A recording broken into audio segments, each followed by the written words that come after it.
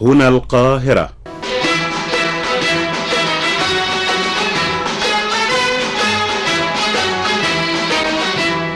بلادي بلادي بلادي لك حبي وفؤادي، مصر أنت أغلى ضرة، خذ بيدك دار غرة، يا بلادي عيش حرة واصعدي رغم الأعادي.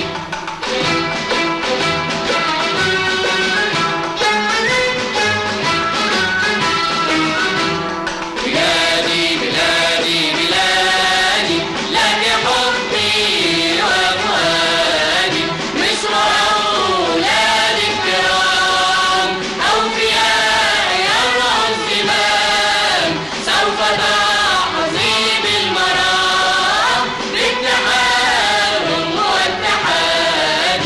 هنا القاهرة.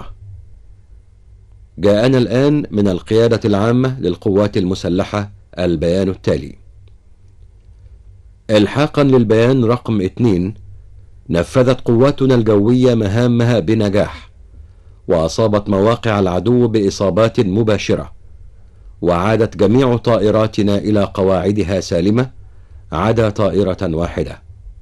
هنا القاهرة. بلادي بلادي بلادي لك حبي وفؤادي، مصر يا أرض النعيم، زدت بالمجد القديم، مقصدي دفع الغريم وعلى الله اعتمادي. بلادي بلادي بلادي لك حبي وفؤادي، بلادي بلادي بلادي لك حبي وفؤادي.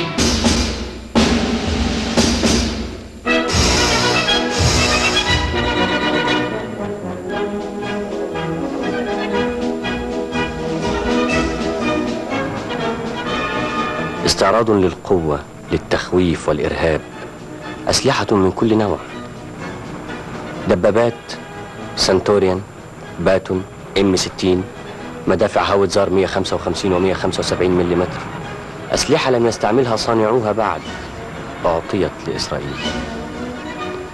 صواريخ هوك،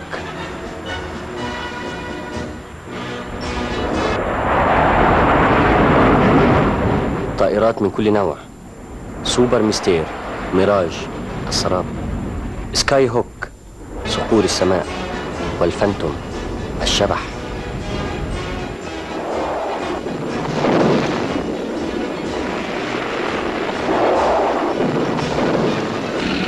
واستمر تدفق الأسلحة واستمرت الاستعراضات.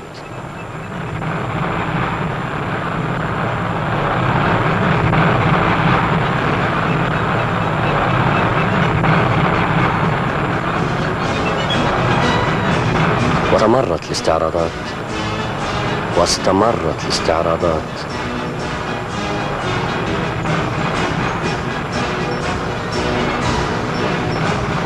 واستمرت الاستعراضات واستمرت الاستعراضات.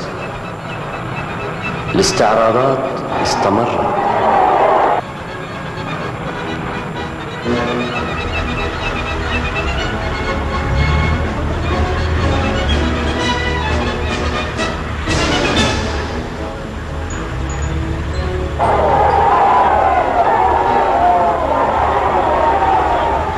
استمرت الاستعراضات.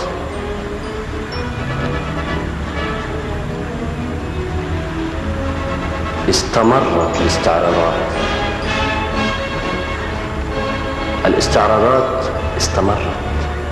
استمرت.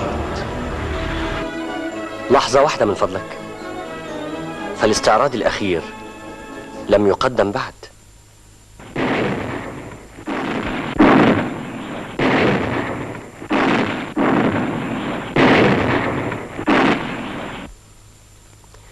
إنه في يوم السبت 6 أكتوبر عام 1973 بدأ الجيش الإسرائيلي استعراضه الأخير.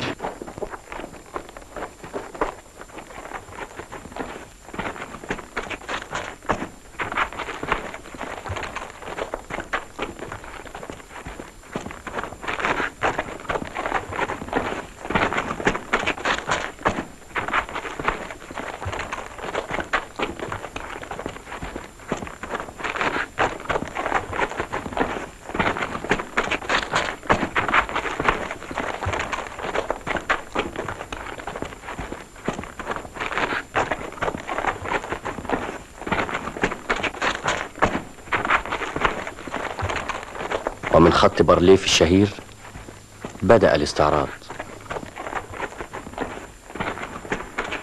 الرمال الساكنة تحركت لتبتلع مئات الملايين من الدولارات. دبابات باتون، سنتوريان، M60، طائرات سوبر ميستير وميراج وسكاي هوك وفانتوم، الشبح، فخر صناعة الأسلحة وزينة استعراضات الجيش الإسرائيلي. ويستمر الاستعراض.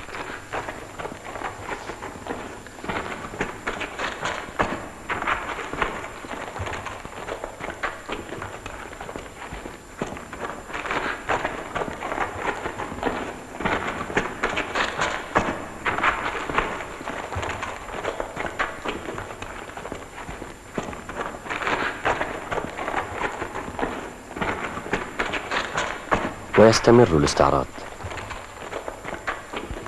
ملازم طبيب مان دانييل، هل تسمح بأن أعرض عليك بعض الحالات؟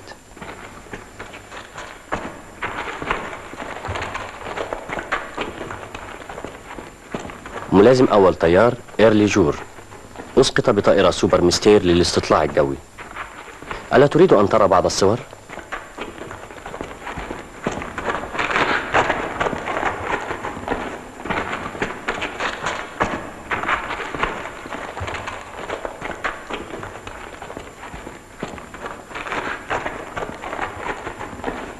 كولونيل عساف ياجوري، قائد اللواء المدرع الإسرائيلي 190، استسلم في أكتوبر 1973. هل تذكر الاستعراضات السنوية بالقدس؟ ما رأيك في هذا الاستعراض الأخير؟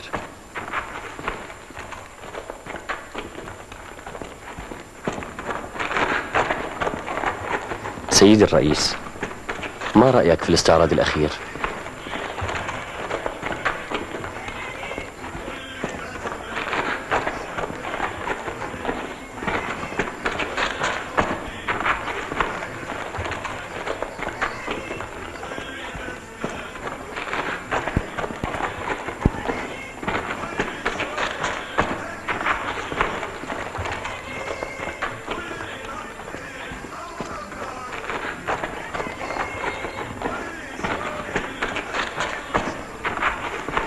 ويستمر الاستعراض وتتدفق الأسلحة لإسرائيل مجانا. جسر جوي لنقل الأسلحة لإسرائيل. 2200 مليون دولار شحنات من الأسلحة الجديدة لإسرائيل.